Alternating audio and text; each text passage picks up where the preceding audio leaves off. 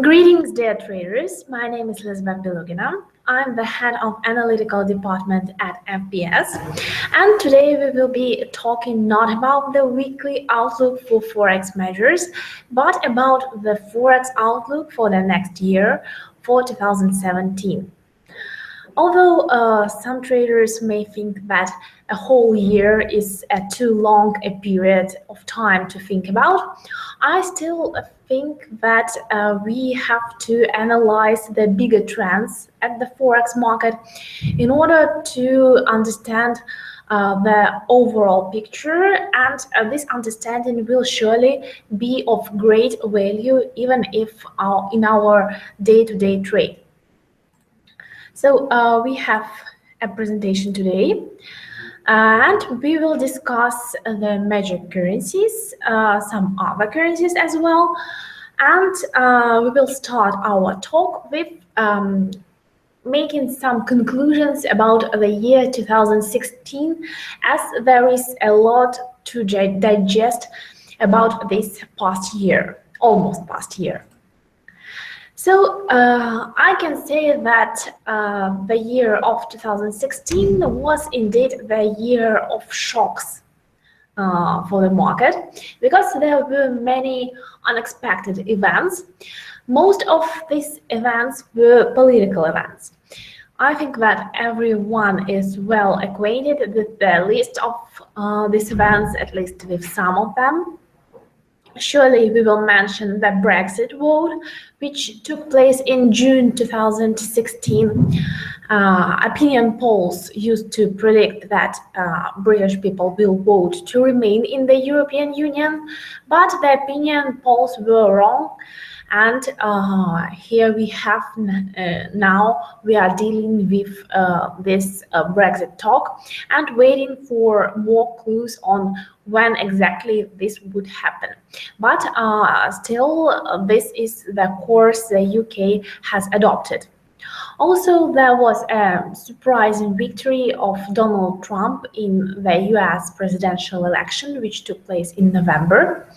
And also, once again, this is the case when opinion polls failed to predict the correct outcome of this event. There were also some stressful events in Brazil with an impeachment vote against the president, and also some tensions in Turkey as well.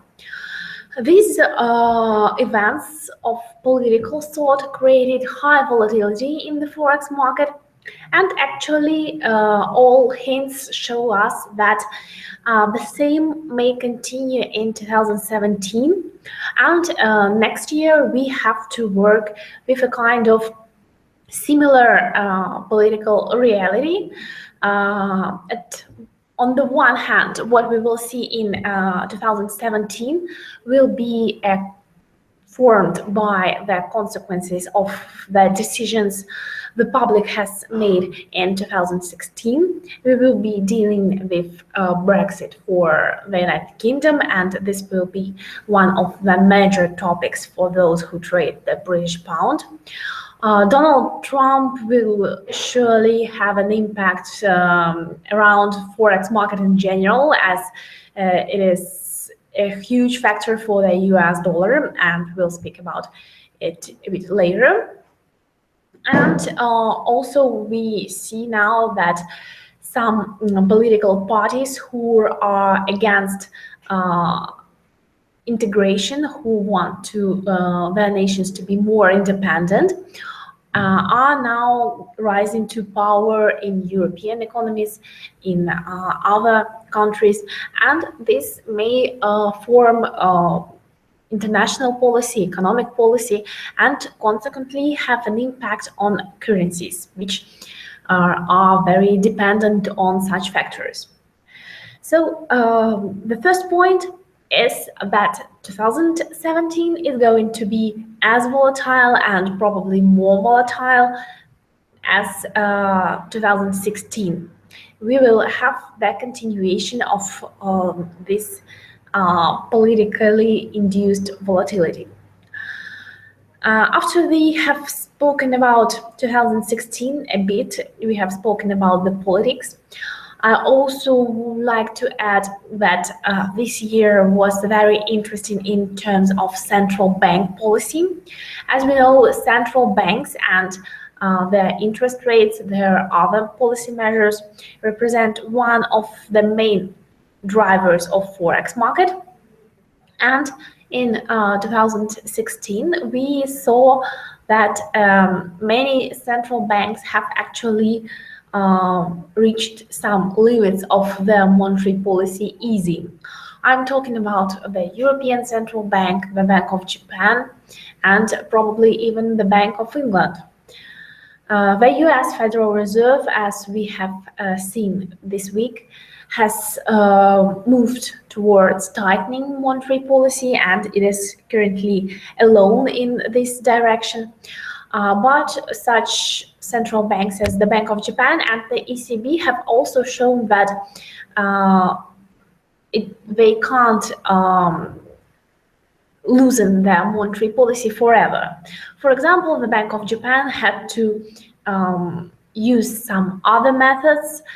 Besides quantitative easing, the Bank of Japan had to work with long-term yields, and this represents a shift in the central bank's policy.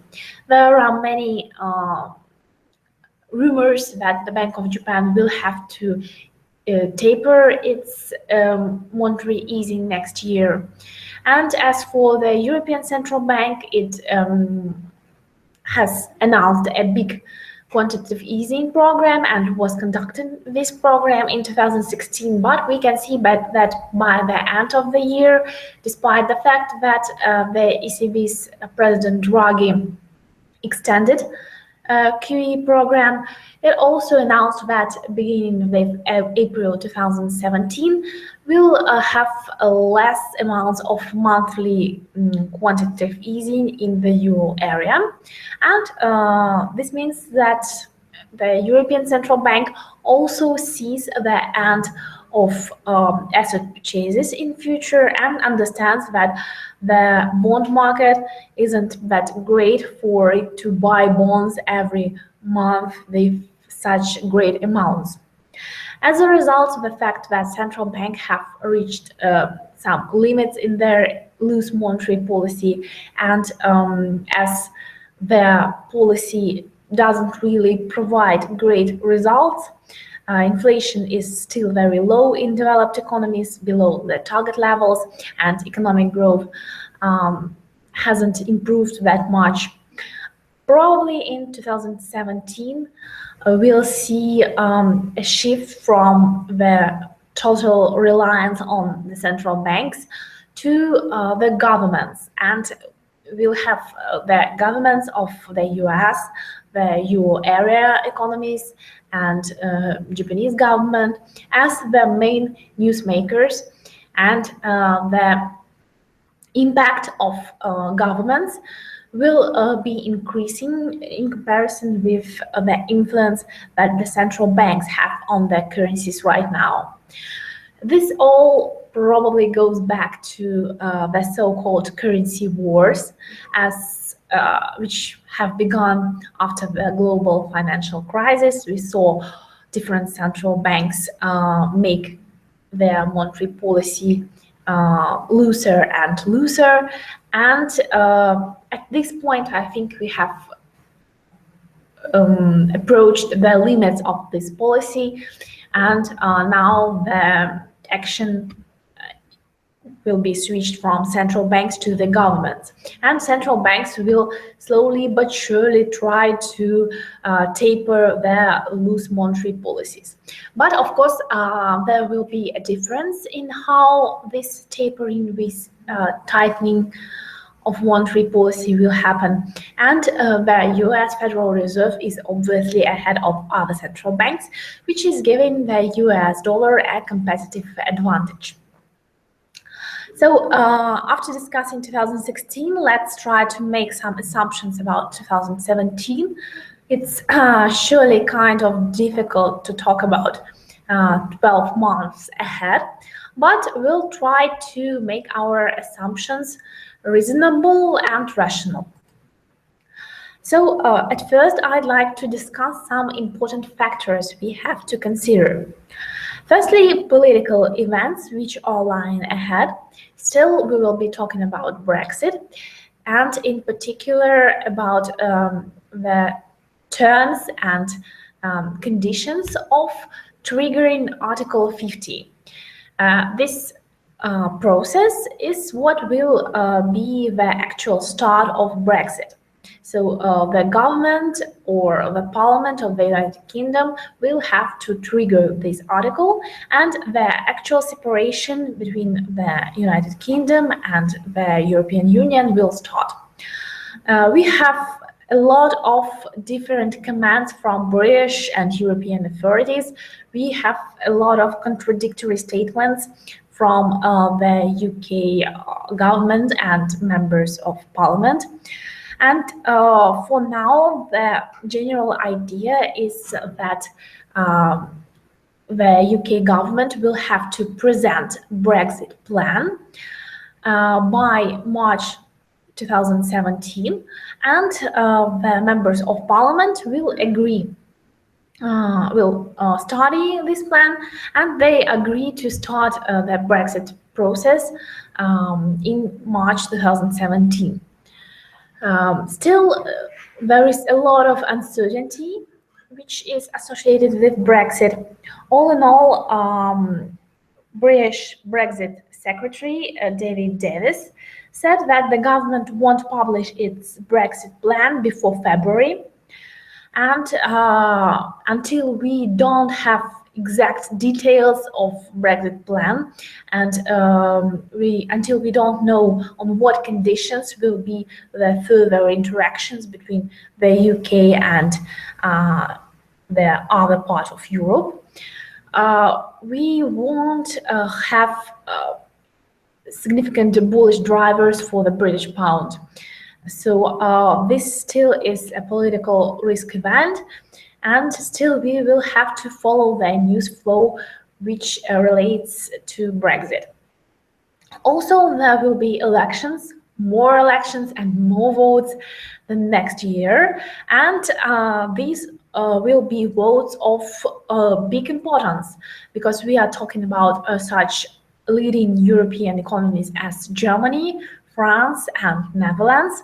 Also, something will probably happen in Italy, as there was a referendum at the beginning of December, and Italians said no to the constitutional reform, and the former Prime Minister Matteo Renzi had to resign. So Italy is on the side of political uncertainty as well, and I expect some elections or probably some other important events in this country next year also. And New Zealand is on the list of the countries where we will have elections next year. As if we are talking about France, Germany and Netherlands, there are serious reasons to believe that forces which are against the euro area, which want these economies to separate themselves from the euro area, are getting more and more popular, and this surely increases the risks which are related to these elections. So we will have events to watch, and it will be a great show, I'm sure. Another important factor is China. It is also an important factor during the recent years. All of you probably know that China's economic growth is slowing down. There are also concerns about Chinese regulations of its financial markets, that there are some financial bubbles there, about the high debt of Chinese entities, and a whole bunch of problems which exist in this one of the leading economies of the world. Many nations are closely connected to China, not only the economies of East Asia, but also such well-ranked countries as Australia and New Zealand. And so China will be affecting not only these economies, but the global risk sentiment in general. And as we know, shifts in the market's risk sentiment do provoke not only some small adjustments in the value of exchange rates, but can also trigger some major forex trends. So Chinese data will be very, very important in the coming year. Also, then one of the main newsmakers of the past 2 years, oil, is going to be important as we go in 2017. The recent decisions of the Organization of Petroleum Exporting Countries are surely important, and they do have an impact on oil prices. I have a special slide here with positive factors and negative factors for oil, so let's pay them a quick attention. So the positive factor is that the largest oil producers agreed to cut output, and the nations which are not included in the Organization of Petroleum Exporting Countries also agreed to join this agreement. And we have already seen oil prices gain on this news ahead and after this news. Here I have the monthly chart of Brent crude oil, and we can see that here we do have a positive dynamics of this asset this year. We have some Fibonacci retracement level, which is a resistance just above $60 per barrel, and I think that this 60 mark is psychologically important for Brent and will be a big obstacles for the quotes. We have this positive factor, but also we have to be aware of negative factors for oil. Primarily the fact that although the Organization of Petroleum Exporting Countries has agreed to these production cuts during the last decade, weren't many cases in which this organization has actually kept its promises. So we shouldn't be very confident that the nations, the oil producers, will stick to this plan. And although at this point in time the market is feeling rather optimistic, I don't think that this will be a truly sustainable factor and a truly sustainable driver of oil prices next year. Probably this production cut will help to limit the downside in oil prices, and this limit will be mainly in the first half of next year. But when new downside pressure on oil may materialize. We should also remember that higher oil prices act as incentive for the US shale producers to enter the market, as they don't produce when the price is low, but higher prices make their production profitable and make them return to the market. And as they return, supply of oil increases once again, and this in turn is having a negative impact on prices. And this is why I believe that we will have a kind of ceiling on oil prices around $60 per barrel for Brent crude oil.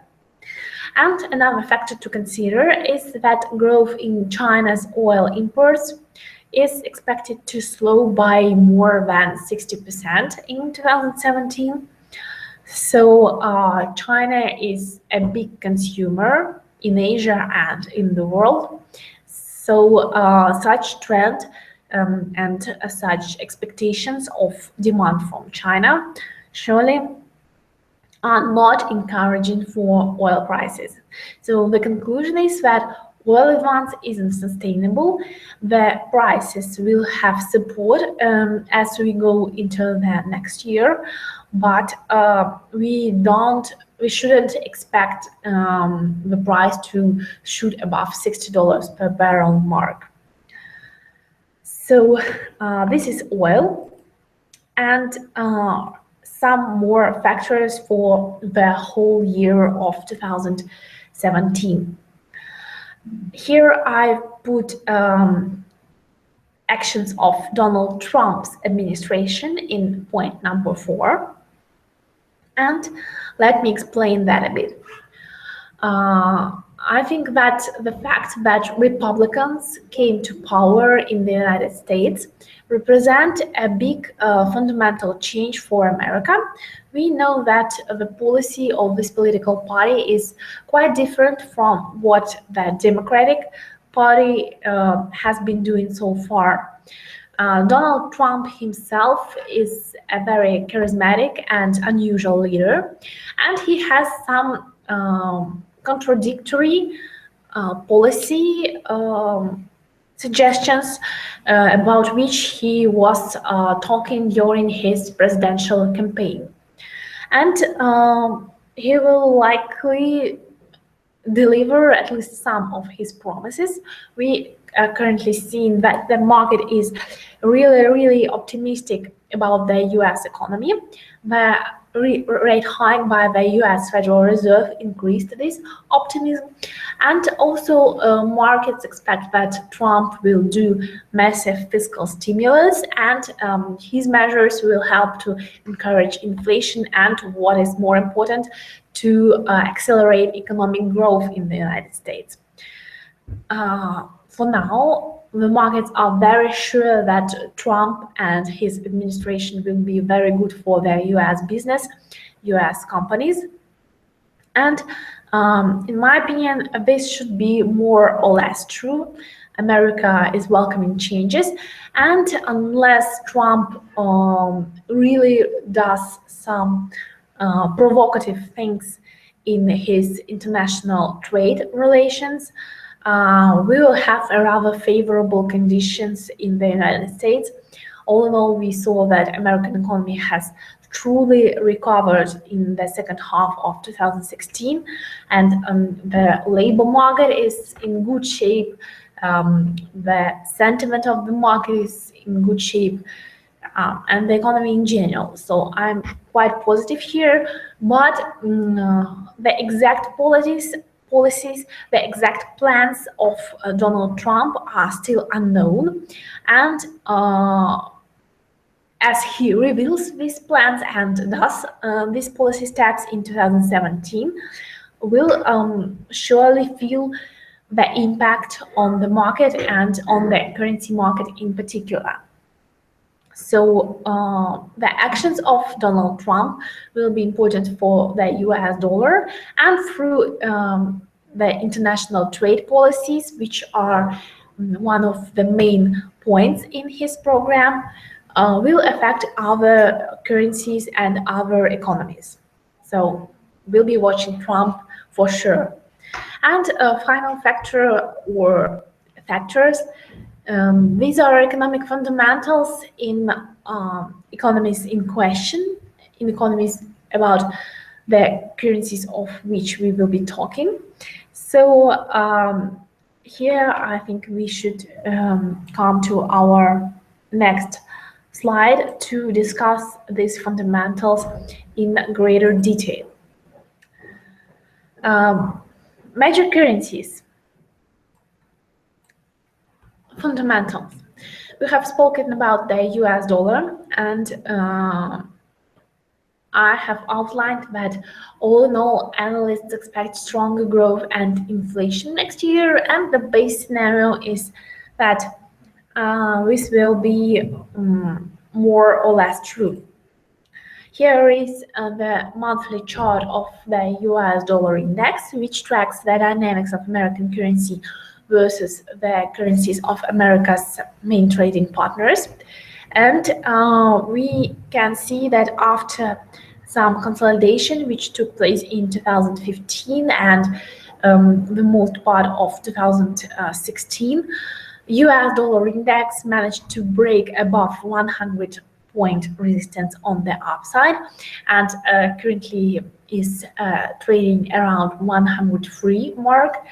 And after clearing this resistance, a way is open for the US dollar to retrace more and to visit levels around 110 points for the US dollar index, or moving towards the levels we last saw in 2002. So if the Federal Reserve sticks to its intention to raise interest rates 3 times next year, if the US economy is good enough to provide the opportunity for the US central bank to do so, and if Donald Trump does the policies expected from him, like the fiscal stimulus, but is rather moderate about international policies and changing some trade agreements with Canada, Mexico, and China. If all is more or less well, then the US dollar should have bullish drivers here. The picture for the euro is different. The European Central Bank has tied itself with loose monetary policy, and although some reductions in the monthly purchases of the bonds and other assets will take place beginning with April 2017, still the European Central Bank made sure that the market understands that it will be present at the market during a long time and will be doing its aggressive monetary easing policy during a very long time in future. So this loose monetary policy of the European Central Bank is in very bright contrast with what the Federal Reserve is doing. And taking into account high political risks we have discussed about the euro area, well, I think that it is very likely that the euro will move downside to levels around that parity, around $1 per euro, and maybe even lower. So these are the target levels for the euro, and we expect the euro to remain under pressure. Also, probably we can have a look at the weekly chart of the euro dollar. Just this week, the pair broke below 105 mark. We broke below support line, which was limiting the downside in 2015, and as a result the overall setup looks very negative. We have a kind of rectangular or flag pattern, and the odds are that the overall negative trend will continue below 105 to levels around the parity here. So the really negative developments are taking place in the euro dollar currency pair by the end of the year. And of course, much will depend on the policies of the central bank. It is kind of difficult to speak for the year as a whole, but we do have this outline, this layout for now. British pound is surely undervalued at the current levels, and the odds are that it will somehow try to recover during the next year, especially if inflation picks up in Britain and the Bank of England has to adjust its monetary policy, try to normalize its monetary policy a bit. But as I have already mentioned, we are currently waiting for clarity about the Brexit process. The market wants to know whether we'll have a soft Brexit or hard Brexit. So probably British currency will remain under pressure, at least during the first part of the next year, during the first quarter. And then we'll have more details about Brexit in March 2017. And if it is a soft Brexit and there will be some conditions on which the UK will be able to remain in a common market with the European economies, then this fact that pound is undervalued and the fact that it is still trading significantly lower levels which we were before the Brexit vote. It is trading below 1.40 and at the levels even lower than 1.25 at the moment. This downtrend should reverse for GBPUSD around the end of the first quarter and maybe in the second quarter. For now, we still have this downtrend in place, and as we are looking at the chart, below 1.25, the GBPUSD is vulnerable for 1.22 and in the longer term to 1.20 mark. So this is what we can say about the British pound. As for Japanese yen, Japanese economy is operating in the conditions of weak growth, loose monetary policy by the Bank of Japan, and of course we'll see occasional spikes in demand for the Japanese yen as a safe haven. Still, all in all, yen is likely to be weaker next year. And all in all, I think demand for this currency won't be very high, taking into account the contrast between the monetary policy of the US Federal Reserve and the Bank of Japan. We can expect further upside for the US dollar Japanese yen currency pair. And we are now seeing that the pair has retraced almost 70% of decline since 2015 to 2016, and our more bullish levels lie ahead for the US dollar Japanese yen levels around 125 and maybe even a bit higher.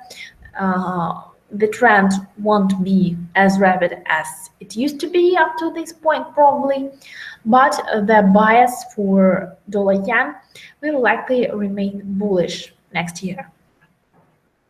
As for another safe haven currency, Swiss franc, the Swiss National Bank will likely continue its attempts to limit Swiss franc strength, and surely tighter monetary policy of the US Federal Reserve will help the Swiss regulator to do this. So if we look at dollar franc and put on the weekly chart, here probably a bit too many indicators, but still I hope that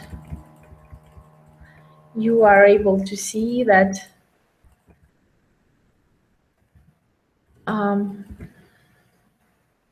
there is a bullish bias in dollar franc, and this mild bullish bias is expected to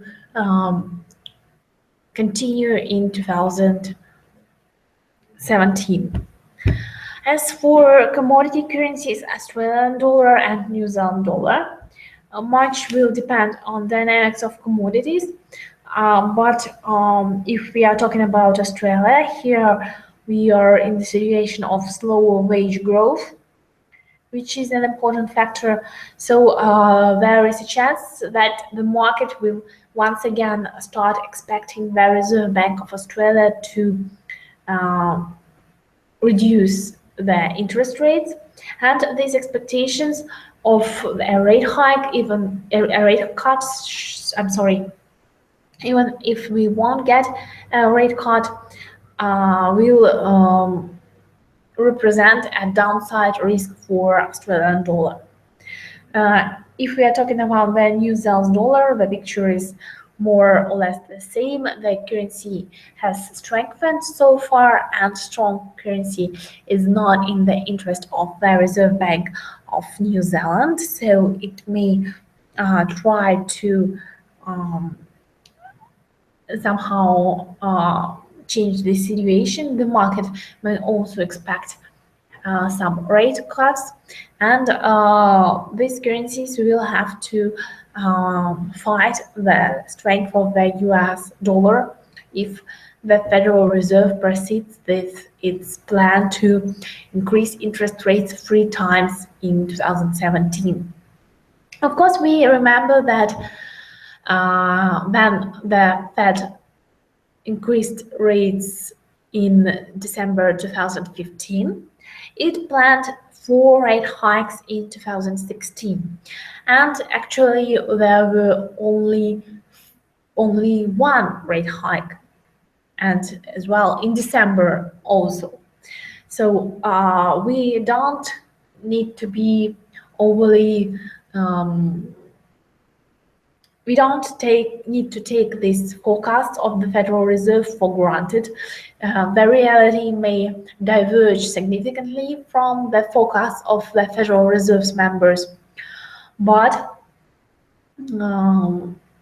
still, the fact is that the US economy is feeling much better than other economies, and the Federal Reserve is much closer to raising interest rates than other economies. So the general scenario is that unless we have some political shocks from Donald Trump, the US dollar will have a mildly bullish bias in the next year.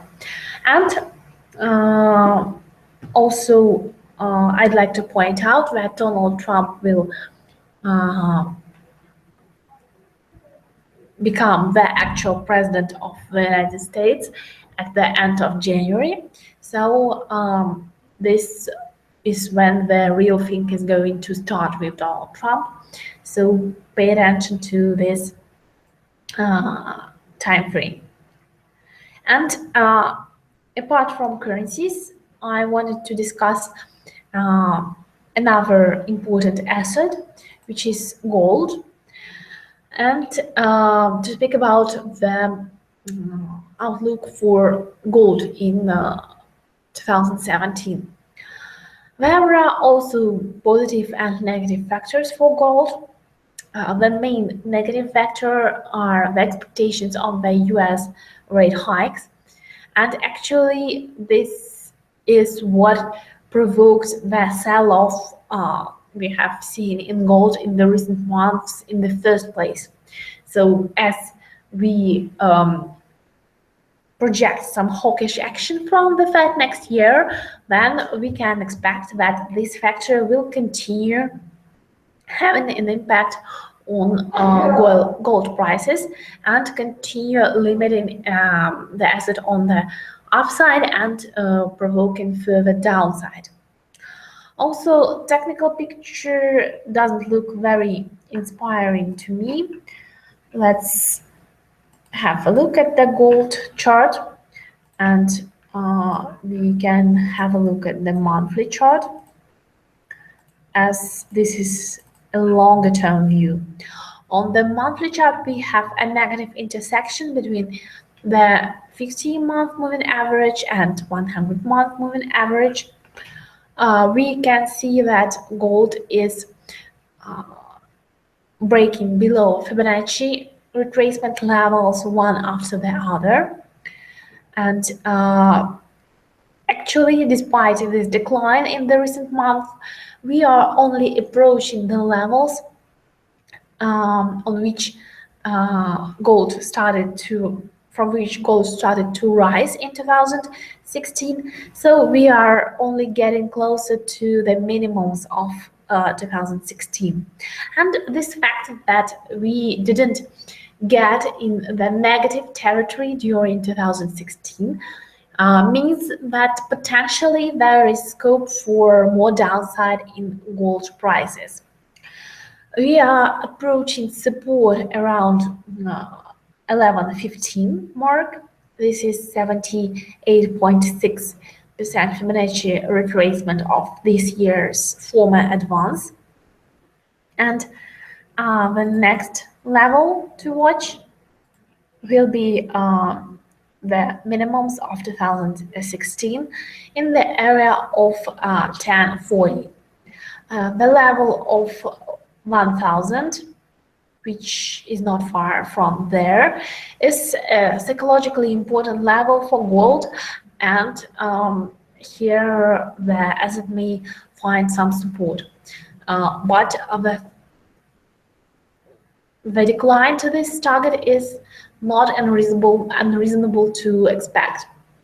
And if we get below this level, then we'll be watching 200-month moving average around 885 mark. This is it. So a more negative pressure will likely materialize, and technical picture doesn't look very good. There are positive factors to be fair, and these factors are firstly reduction in gold supply.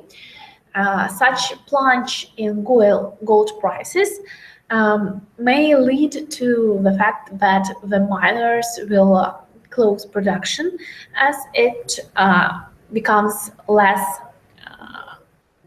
profitable at these levels. So reduction in production, in supply, may help gold prices next year, but I think that this positive impact may materialize closer to the second half of next year, and in the first half the negative factors for gold will prevail. Also, some minor positive factors for gold include demand from India and China, which are the largest consumers of this precious metal in the physical form, and potential safe haven demand for gold if there are some force measures events, some events that shake the market's risk sentiment. This may happen. This may always happen, and in such case, investors won't be seeking higher yields. They will want some really safe investment, and this will be gold. For now, we are not witnessing this situation. For now, traders want to earn more, and as gold doesn't offer interest yield, it is unfavored by investors, and we are witnessing this decline. So to make a conclusion about gold, further downside is expected to the psychological level of $1,000 per ounce.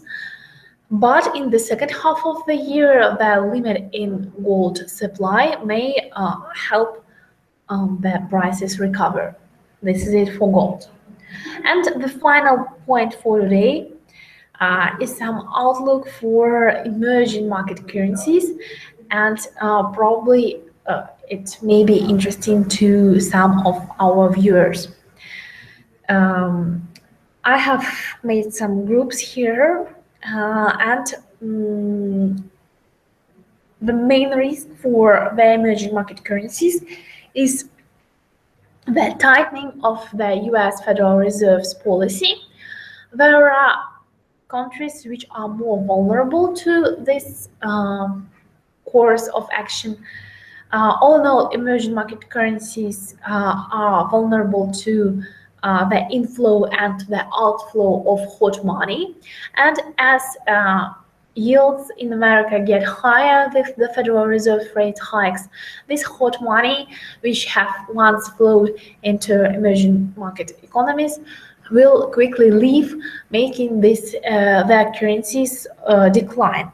The currencies in question are Indian rupee, Indonesian rupiah, Colombian peso, Brazilian real, South African rand, and Turkish lira.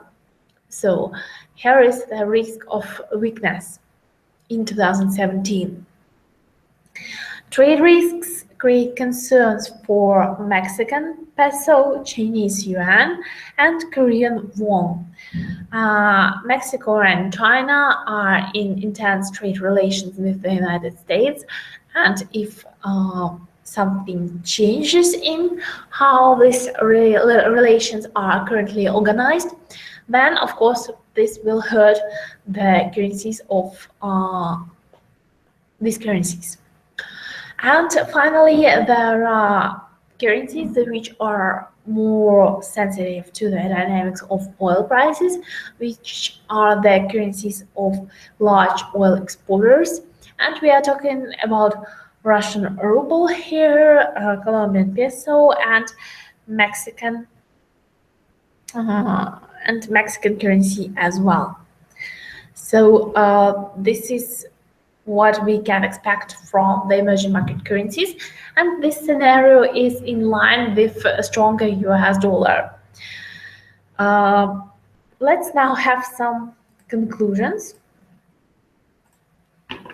about what we are going to see in 2017 and try to sum up the things we have spoken about. So firstly, it is kind of difficult to predict what will happen next year, as some new events, some black swan events may materialize, to which we can't be entirely prepared. But we can learn from experience of this year, of the previous year, and make our assumptions in order to have an understanding of the major Forex trends. And the current trend is the strengthening of the US dollar. We have seen a break to the upside in the US dollar index and in US dollar trading in other currency pairs. So if all goes in line with the Fed's scenario of 3 rate hikes in 2016, then the US will have competitive advantage over other currencies.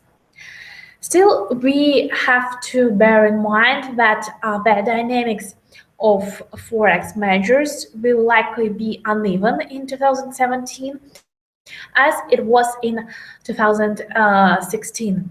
There will be periods of higher volatility, there will be periods of lower volatility, there will be times when uncertainty will spike, but there will be times when the markets will be more or less calm and willing to get higher yields. I think that for now we can assume that the majority of the year will be more or less positive, and markets will search for high yields provided that US economy is strong and provided that it gives positive vibes to other economies, major and emerging. We will have events of great risks in 2017 as well as we had in 2016. I'm talking about political events, and the recent developments during the past year have taught us that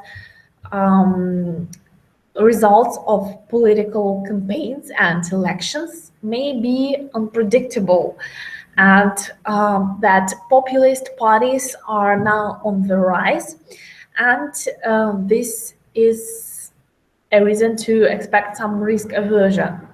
So we might have a very difficult year for the euro area. The loose monetary policy of the European Central Bank might somehow soften these political difficulties which will be caused by various elections. But the overall picture for the euro is negative, and the parity level is a likely level to be hit by this pair. And British pound is undervalued but has some potential to recover closer to the second quarter and the second half of the year if reason wins in Britain and British policymakers gather their strength and find an agreement for soft Brexit, which won't affect the economy of the United Kingdom and the euro area that much. I think that they will have enough sensibility to do that, and that the undervalued British pound will be able to recover in the second quarter and in the second half of the year. And gold for now is not a good type of investment. We expect some more downside in gold, but we'll think about buying gold in the months ahead as we will get to the second half of the next year. The point is that we won't have a universal dynamics of the Forex market during the entire year. Probably we'll see the picture a bit like we saw in 2016, then the first half of the year and the second half of the year were a bit different, and as a result we will have trends for the first half of the year and some reversal to take place in the second half of the year. So my general advice to you is to follow these fundamental trends, to follow the news, to have these topics in mind, like Brexit, political situation in Europe, like China, to watch bond yields, which are currently very correlated with the dynamics of the major currencies, to watch different markets as they are really closely correlated and have an impact on each other, to watch commodity market and oil prices, and although there is some bullish potential, it is limited surely because of the potential return of oil supply. And my advice is to have some investments, some long-term investments in various instruments, which helps to reduce your risk exposure, and to use some short-term events for trading and for seizing profits. Also, we'll be having, I hope, webinars, the weekly webinars, which should clarify the short-term picture for you. So I really hope that this webinar was useful and that I've managed to tell you something new and to give you some insight about Forex market outlook in 2017. I remind you that it was an analytical report by FPS. My name is Elizabeth Belugina, and I gladly thank FX Street for this opportunity to share my ideas about the next year. And I will gladly see you at the next webinars by FX Street. Good luck, good trading in the rest part of this year. Good New Year and Christmas holidays, and see you later. Have good luck and good profits. Thank you for your attention, and goodbye.